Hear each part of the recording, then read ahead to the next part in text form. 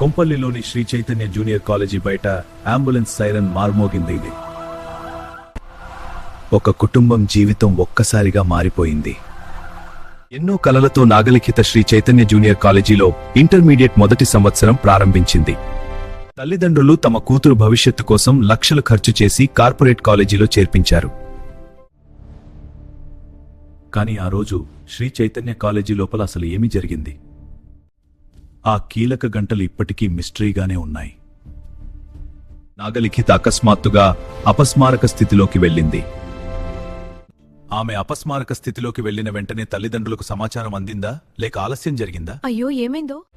తరువాత ఆమెను అత్యవసరంగా ఆసుపత్రికి తరలించారు.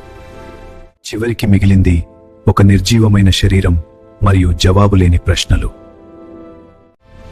ఇప్పుడు అందరూ ఒకటే ప్రశ్న అడుగుతున్నారు: బాధ్యత ఎవరిది? ఇది ఒక్క కుటుంబం బాధ మాత్రమే కాదు, ఇది ప్రతి తల్లిదండ్రి ఆందోళన. నిజం వెలుగులోకి రావాలి, బాధ్యులెవరో తేలాలి, ఇలాంటి ఘటనలు మళ్లీ జరగకూడదు. ఎంత మధ్యలో జరిగిన ఆ ఆలస్యం సాధారణ తప్పిదమా, లేక మరేదైనా దాచే ప్రయత్నమా? ఆ మిస్సింగ్ టైం వెనుక దాగున్న అసలు నిజం ఏంటి? ఆ గంటల్లో ఏమి జరిగింది? ఇది కేవలం ఒత్తిడి వల్ల జరిగిన ఆత్మహత్య, లేక యాజమాన్యం నిర్లక్ష్యం వల్ల జరిగిన హత్యోదంతమా? కార్పొరేట్ కాలేజీల్లో ఉన్న ప్రెజర్ కుక్కర్ వ్యవస్థ ఎంతవరకు బాధ్యత వహిస్తుంది? కార్పొరేట్ గోడల వెనుక దాగి ఉన్న వాస్తవాలు బయటకు రావాల్సిన సమయం ఇదే. నాగలిఖిత ఘటనలోని అనుమానాస్పద కోణాలను ఒక్కొక్కటిగా పరిశీలించబోతున్నాం. నిజం నిప్పులాంటిది, అది ఎప్పుడూ దాగదు. నమస్కారం, welcome to DRK Nizam Telugu news. మన తెలుగు రాష్ట్రాల్లో విద్య అనేది ఒక వ్యాపారంగా మారిపోయి చాలా కాలమైంది. ర్యాంకులు, ఫలితాలు, శాతం మార్కులు ఇవే ఇప్పుడు విద్యకు కొలమానాలయ్యాయి. ఈ పోటీలో విద్యార్థులపై పడుతున్న ఒత్తిడి ఎంత? తల్లిదండ్రుల ఆశలు, కాలేజీ అంచనాలు విద్యార్థి భుజాలపై భారీ బరువుగా మారుతున్నాయా? ఇది ఒక వ్యవస్థ సమస్య, లేక ఒక్కో ఘటనను మర్చిపోయే సమాజపు అలవాటా? ర్యాంకుల వేటలో విద్యార్థుల ప్రాణాలు గాలిలో కలిసిపోతున్నాయా? శ్రీ చైతన్య నారాయణ వంటి పెద్ద సంస్థలు నిజంగా విద్యా సంస్థలా, లేక పిల్లల పాలిట ఒత్తిడి కేంద్రాలా? ఈ సందేహం ఇప్పుడు ప్రతి తల్లిదండ్రి మనసులో మొదలైంది. ఇటీవల కొంపల్లి శ్రీ చైతన్య బ్రాంచ్లో జరిగిన నాగలిఖిత ఘటన ఈ వ్యవస్థలోని డొల్లతనాన్ని మళ్లీ బయటపెట్టింది. కానీ ఇది కేవలం చదువు ఒత్తిడి వల్ల జరిగిన సాధారణ ఘటన మాత్రమేనా, లేక దీని వెనుక యాజమాన్యం దాస్తున్న నిజాలు ఇంకా ఉన్నాయా? తల్లిదండ్రులు ఆరోపిస్తున్నట్లుగా హాస్టల్ వార్డెన్ల వేధింపులున్నాయా? అసలు ఆ రోజు ఏం జరిగింది? ఈ వీడియోలో 3 ప్రధాన అంశాలను పరిశీలిస్తాం. మొదటిది, నాగలిఖిత ఘటనలోని మిస్సింగ్ టైం థియరీ. రెండవది, విద్యార్థులను ఉక్కిరిబిక్కిరి చేస్తున్న ప్రెజర్ కుక్కర్ వాతావరణం. మూడవది, కార్పొరేట్ యాజమాన్యాల నేరపూరిత నిర్లక్ష్యం. పూర్తి వివరాల్లోకి వెళ్దాం. అసలు ఆ రోజు ఏం జరిగింది? ఈ కేసులో అందరినీ తొలిచేస్తున్న అతిపెద్ద ప్రశ్న టైమింగ్. నాగలిఖిత తల్లిదండ్రులు మరియు విద్యార్థి సంఘాలు లేవనెత్తుతున్న ప్రధాన ఆరోపణ మిస్సింగ్ టైం. ఒక విద్యార్థిని సీరియస్ కండిషన్లో ఉంటే మొదటి పని ఏమిటి? వెంటనే ఆసుపత్రికి తరలించడం. అదే సమయంలో తల్లిదండ్రులకు సమాచారం ఇవ్వడం. పోలీసు రికార్డులు, కాలేజీ వెర్షన్ను పోల్చితే ఘటన జరిగిన సమయం, తల్లిదండ్రులకు సమాచారం ఇచ్చిన సమయం మధ్య వ్యత్యాసం కనిపిస్తోంది. కానీ ఇక్కడ అదే జరిగింది అని చెప్పగలమా? తల్లిదండ్రుల ఆరోపణ ప్రకారం సమాచారం ఇవ్వడంలో ఉద్దేశపూర్వక జాప్యం జరిగింది. ఆ మధ్యలో ఉన్న సమయంలో సాక్ష్యాలను తారుమారు చేసే ప్రయత్నం జరిగిందా? సీన్ ఆఫ్ అఫెన్స్ ను డిస్టర్బ్ చేశారా? ఈ ఘటన బయటకు రాగానే విద్యార్థి సంఘాలు మరియు ప్రజలు తీవ్రంగా స్పందించారు. సాధారణంగా ఇలాంటి ఘటనల తర్వాత తోటి విద్యార్థులను మాట్లాడనీయకుండా కట్టడి చేస్తారని ఆరోపణలున్నాయి. నాగలిఖిత విషయంలో కూడా తోటి విద్యార్థులు భయంతో ఉన్నారని సమాచారం. నిజం చెబితే హాల్ టికెట్లు ఆపేస్తారేమో, మార్కులు తగ్గిస్తారేమో అనే భయం. ఆ మధ్యలో జరిగిన ఆ గ్యాప్లో అసలు ఏం జరిగింది? అదే ఇప్పుడు అందరినీ కలవరపెడుతోంది. ఈ సైలెన్స్ చాలా ప్రమాదకరమైనది. ఇది నిజంగా ఆత్మహత్య అయితే ఎందుకు అంత గోప్యత, ఎందుకు ఆలస్యం? కానీ ఇక్కడ ఆరోపణలు ఏం చెబుతున్నాయి? సమాచారం ఇవ్వడంలో ఆలస్యం ఎందుకు జరిగింది? ఒక విద్యార్థిని క్రిటికల్ కండిషన్లో ఉన్నప్పుడు ప్రతి సెకండ్ ఎంతో విలువైనది. వెంటనే హాస్పిటల్కు తరలించడం, అదే సమయంలో తల్లిదండ్రులకు సమాచారం ఇవ్వడం, ఇదే ప్రోటోకాల్. ఆమెను హాస్పిటల్కు తీసుకెళ్లేలోపు అసలు ఏం జరిగింది? ఏదైనా కన్ఫ్యూజన్ జరిగిందా? లేక ఇంకేదైనా జరిగింది? ఈ ప్రశ్నలకు స్పష్టమైన సమాధానాలు ఇప్పటికీ లేవు. మరో ముఖ్యమైన అంశం విద్యార్థుల మౌనం. హాల్ టికెట్లు ఆపేస్తారేమో, మార్కులు తగ్గిస్తారేమో అనే భయం ఉందా? నిజం చెప్పాలనుకునే వాళ్ళు కూడా మాట్లాడలేకపోతున్నారా?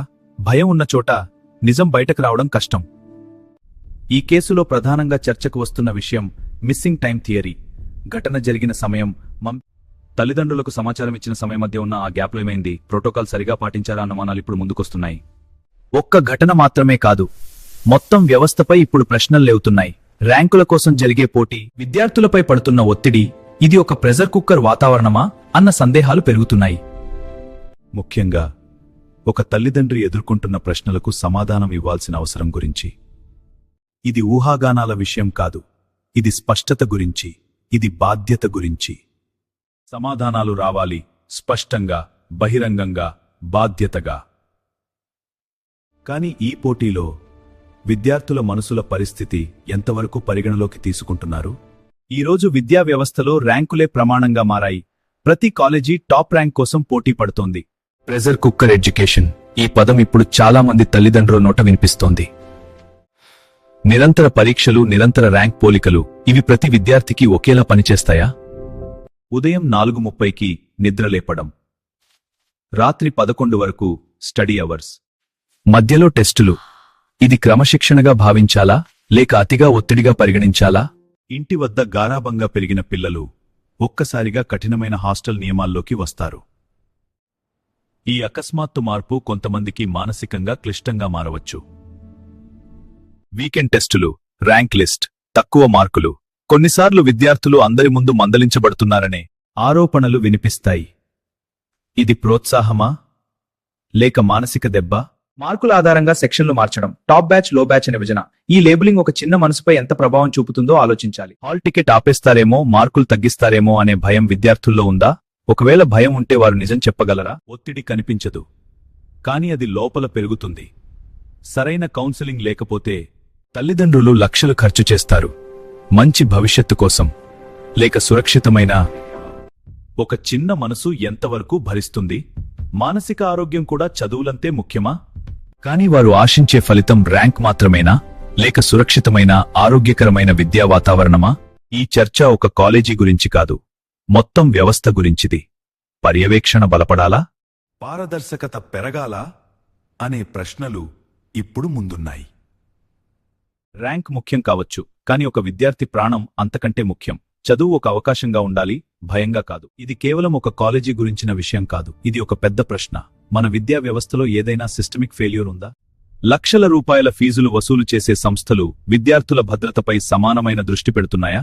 తల్లిదండ్రులు తమ పిల్లల భవిష్యత్తు కోసం భారీగా ఖర్చు చేస్తున్నారు, కానీ ఆ ఫీజుల్లో ఎంత భాగం మానసిక ఆరోగ్యం, కౌన్సెలింగ్, సురక్షిత వాతావరణం కోసం వినియోగించబడుతోంది?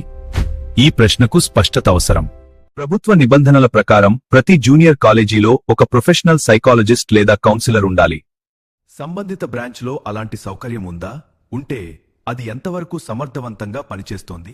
హాస్టల్లో ఉన్న విద్యార్థుల భావోద్వేగ స్థితిని గమనించడం ఎవరి బాధ్యత? కేవలం డిసిప్లిన్ సరిపోతుందా, లేక భావోద్వేగ మద్దతు కూడా అవసరమా? ఈ అంశంపై అనేక ప్రశ్నలు తలెత్తుతున్నాయి. గతంలో కూడా కొన్ని బ్రాంచ్లలో విషాద ఘటనలు చోటు చేసుకున్నాయి. పేర్లు మారుతున్నాయి, బ్రాంచులు మారుతున్నాయి, కానీ సమస్యలు పునరావృతమవుతున్నాయా అన్న చర్చ సమాజంలో వినిపిస్తోంది. ఒక ఘటన తర్వాత పరిహారం, రాజీ, ఒత్తిడి వంటి పదాలు చర్చకు వస్తుంటాయి. కానీ ఒక ప్రాణం విలువను కేవలం ఆర్థిక పరిహారంతో కొలవగలమా అన్న ప్రశ్న ప్రజల ముందుంది. చట్టం ముందు అందరూ సమానమే, అయితే పెద్ద సంస్థలపై చర్యలు తీసుకునే ప్రక్రియ ఎందుకు నెమ్మదిగా సాగుతుంది అన్న సందేహం కొంతమందిలో ఉంది. పారదర్శక విచారణ మాత్రమే నమ్మకాన్ని పెంచగలదు. ఈ ఘటనలో కూడా యాజమాన్యం నిర్లక్ష్యం ప్రదర్శించిందనే ఆరోపణలు వినిపిస్తున్నాయి. అయితే ఈ ఆరోపణలపై పూర్తిస్థాయి దర్యాప్తు అవసరం. నిజం ఏదైనా అది బయటపడాలి. ఒక్క వ్యక్తి తప్పిదమా, లేక వ్యవస్థలో లోతైన లోపమా? కొంతమంది దీనిని ఇన్స్టిట్యూషనల్ ఫెయిల్యూర్గా అభివర్ణిస్తున్నారు. దీనిపై స్పష్టమైన సమాధానం రావాల్సి ఉంది. ప్రశ్నలు చాలా ఉన్నాయి, సమాధానాలు ఇంకా రావాల్సి ఉన్నాయి. ఒక విద్యార్థి ప్రాణం కోల్పోయిన తర్వాత మాత్రమే మార్పు రావాలా, లేక ఇప్పటికైనా వ్యవస్థ మేల్కొనాలా? నాగలిఖిత ఈ పేరు కేవలం ఒక విషాదానికి గుర్తుగా మిగిలిపోకూడదు. ఇది ఒక మార్పుకు నాంది కావాలి. ఒక తల్లిదండ్రి గుండెల్లో ఏర్పడిన ఖాళీని మాటల్లో చెప్పలేం, కానీ ఆ బాధను సమాజంగా మనం అర్థం చేసుకోవాలి. ఈ కేసులో ప్రతి అంశం పారదర్శకంగా విచారించాలి. ముఖ్యంగా ఆ మిస్సింగ్ టైం మిస్టరీపై స్పష్టమైన సమాధానాలు రావాలి. తప్పు ఎవరిదైనా సరే బాధ్యతను నిర్ణయించడం చట్టపరమైన ప్రక్రియలో జరగాలి. తల్లిదండ్రులారా, ఒక క్షణం ఆలోచించండి. ర్యాంకులు ముఖ్యం కావచ్చు, ఐఐటి సీట్లు ముఖ్యం కావచ్చు, కానీ మీ పిల్లల ప్రాణాల కంటే ఏదీ ముఖ్యం కాదు. వారు ఒత్తిడిలో ఉన్నారా? వారితో మీరు నిజంగా మాట్లాడుతున్నారా? మాటలు తగ్గిపోవడం, చిరాకు పెరగడం, ఒంటరిగా ఉండడం, ఇవన్నీ చిన్న సంకేతాలే కావచ్చు, కానీ అవి పెద్ద సమస్యకు సంకేతం కూడా కావచ్చు. మనం గమనించాలి, మనం వినాలి. ప్రభుత్వం కూడా బాధ్యత తీసుకోవాలి. ఇంటర్మీడియట్ బోర్డు అధికారులు కేవలం తనిఖీల హడావిడి కాకుండా కఠినమైన పర్యవేక్షణ వ్యవస్థను అమలుదేని చేయాలి. ఇలాంటి ఘటనలు పునరావృతం కాకుండా చర్యలు అవసరం. విద్యా సంస్థలు కేవలం ర్యాంకుల ఫ్యాక్టరీలు కాకూడదు. అవి భద్రత, మానసిక మద్దతు మరియు మానవీయ విలువలకు నిలయాలు కావాలి. వ్యవస్థలో మార్పు రావాలి, ఇప్పుడే రావాలి. ఒక ప్రాణం కోల్పోయిన తర్వాత మాత్రమే మనం మేల్కొనకూడదు. ప్రతి విద్యార్థి సురక్షితంగా ఉండే విద్యా వాతావరణం కోసం ఇది ఒక సమాజంగా మనందరి బాధ్యత. ఈ వీడియోను ప్రతి విద్యార్థికి, ప్రతి తల్లిదండ్రులకు షేర్ చేయండి. ఒక అవగాహన పెరగాలి, ఒక చర్చ మొదలవ్వాలి. ఎందుకంటే మార్పు మనతోనే ప్రారంభమవుతుంది. ఈ వ్యవస్థలో మార్పు రావాలంటే మన గొంతు వినిపించాలి, ప్రశ్నలు అడగాలి, పారదర్శకత కోరాలి. ప్రతి విద్యార్థి సురక్షితంగా ఉండే వాతావరణం కోసం మనమంతా కలిసి వద్దాం. నాగలిఖితకు న్యాయం జరగాలని మీరు కోరుకుంటే మీ అభిప్రాయాన్ని వ్యక్తపరచండి. కామెంట్ సెక్షన్లో జస్టిస్ ఫర్ నగాలిఖిత అని టైప్ చేయండి. మీ గొంతు ఒక సందేశం. ఇలాంటి ఇన్వెస్టిగేటివ్ వీడియోల కోసం మా ఛానల్ను సబ్స్క్రైబ్ చేసుకోండి.